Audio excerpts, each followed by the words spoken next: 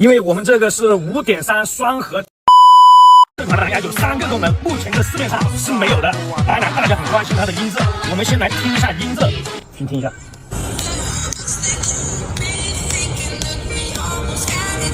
因为我们这个是5.3双核智能芯片的蓝牙，有三个功能，目前市面上是没有的。第一个功能就是它的超长续航，续航长达60个小时。那第二个就是它的这个手播功能，市面上的蓝牙都是手按的。那这一个手播功能呢，你像如果说你戴了骑行手套的话，你去按这个按钮的话呢，有的时候会经常按错，很麻烦，很不方便。那这个手播的功能，你往这边拧一下就是上一手，往这边拧一下就是下一手，往这边拧着不动就是调大声音，往这边拧着不动就是调小声音，长按就是开关机，你肯定不会按错。还有一个功能就是 AR 语音智能系统，就是很多蓝牙是没有带 AR 语音智能系统的，有带 AR 语音智能系统的蓝牙，它几乎都是。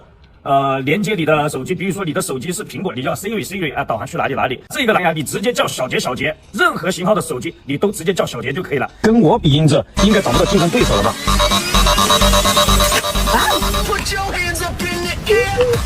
它有3个优点，你一定无法拒绝。首先，它超长续航，充电3个小时，续航60个小时，续航时间在市场上几乎找不到竞争对手。其次，市面上很多还在用5.0芯片，它采用的是5.3双核芯片，双重降噪，3D 立体环绕式的音质效果，俗称夜店小钢炮。